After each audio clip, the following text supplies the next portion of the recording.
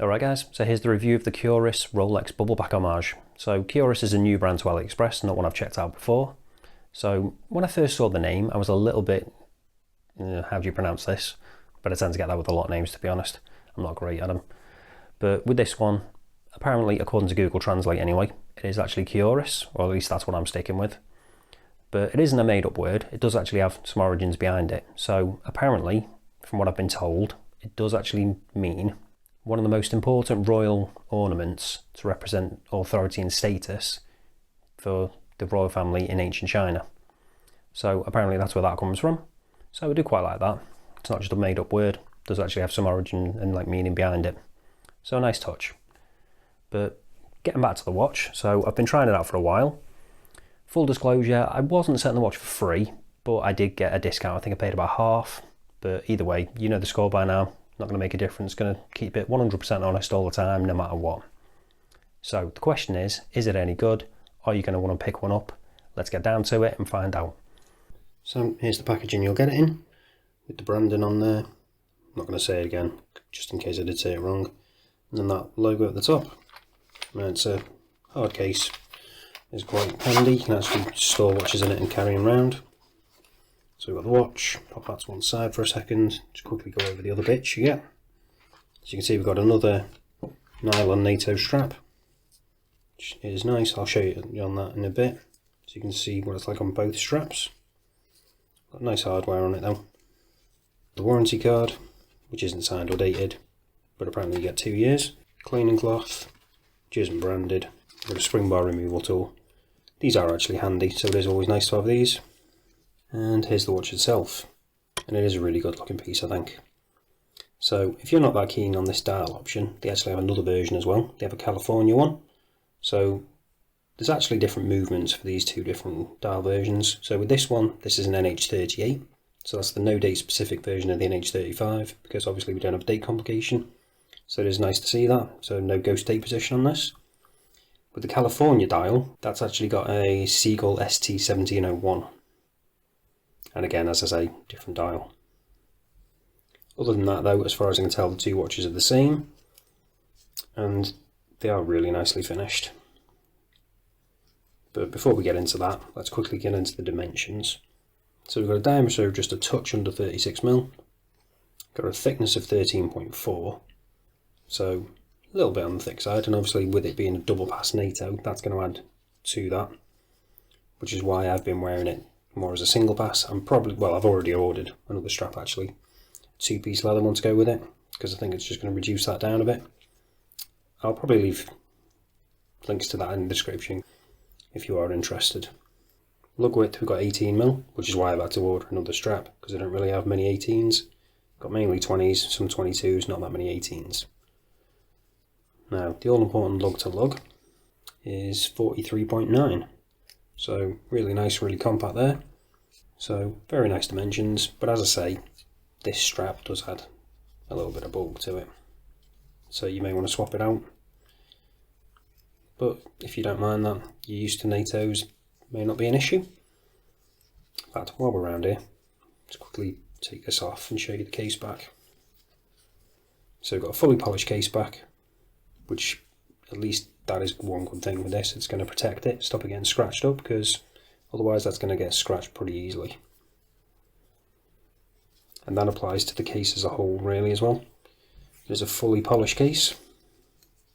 Really nice shape, really nicely finished. Love that top hat style crystal on it as well. We'll be testing a bit if that's sapphire. Got an unsigned crown. Get a zoom in. It is a nice crown though. Kind of like an onion style one almost.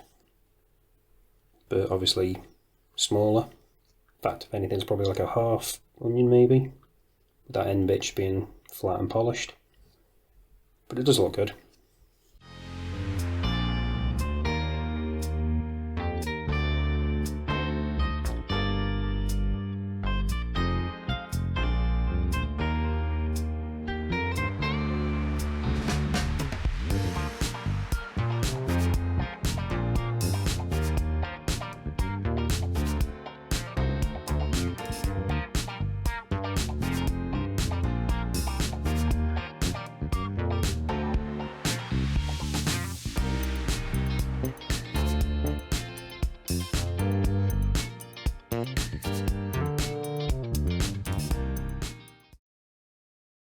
that lovely dial. So you can see we've got faux patina on there, which I know some people don't like. I personally don't mind it, especially with this kind of style of watch. I think it's quite fitting. And we got fully printed dial, but nicely done. Nice and crisp. Same with the text. Perhaps it would have been nicer to have the branding in lowercase maybe. Kind of match that automatic down at the bottom. But other than that, not too bad. And then you can see we've also got 200 meter water resistance. When it comes to the handset, as you'd expect with it being a Rolex Homage, got the Rolex style handset. Again, high polish on the finish on them. Nicely done. Catches the light really nicely. And then with that top hat style crystal, adding a nice bit of distortion around the edge. So zoom back out, quickly talk about this strap. So as I said, it's a leather NATO. It also comes with a nylon one as well. It's really nice, really soft, really comfortable. Stitching's nicely done, nice hardware. Interestingly though, it is brushed hardware, not polished, so not much in the case. But now let's test out whether we've got sapphire crystal. Using the trusty diamond selector 2.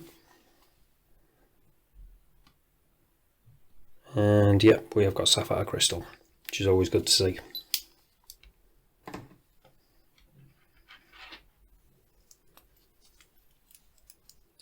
So, seeing as we mentioned it before, I'll quickly show you this movement in action. So we've got a screw down crown.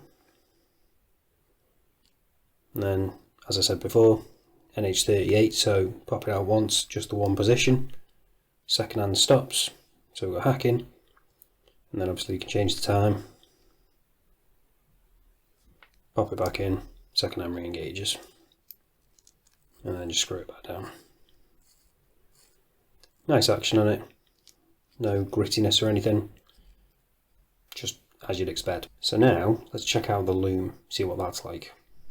So you can see we've got a little bit there already, but let's charge up, give it a proper chance.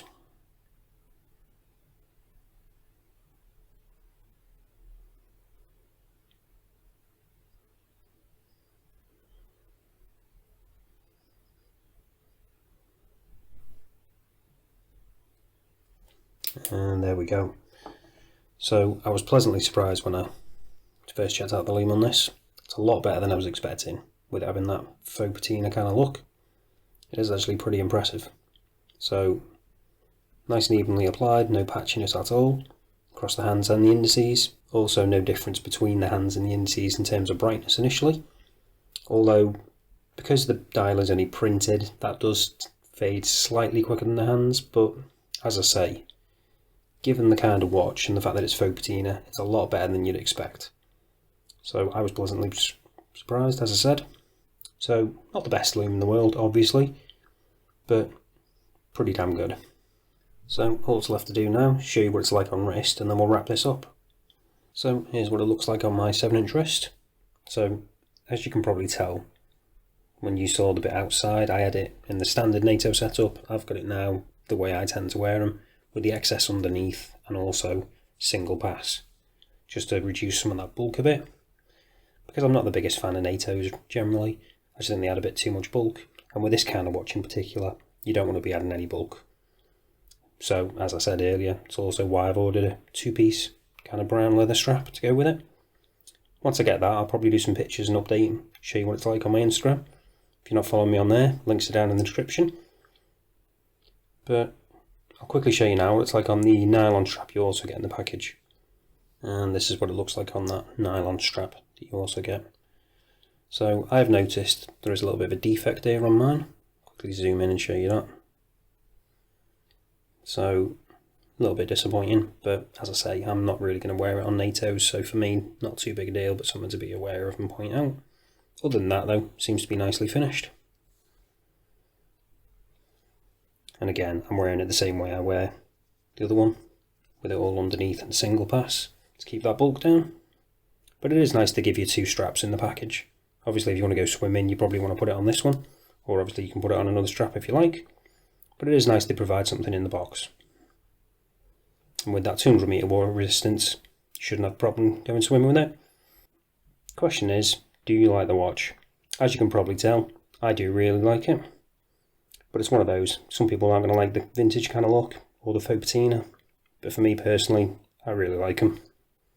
But let me know down in the comments what you think. But that's it for this one, guys. Thanks for watching, and I'll see you in the next one.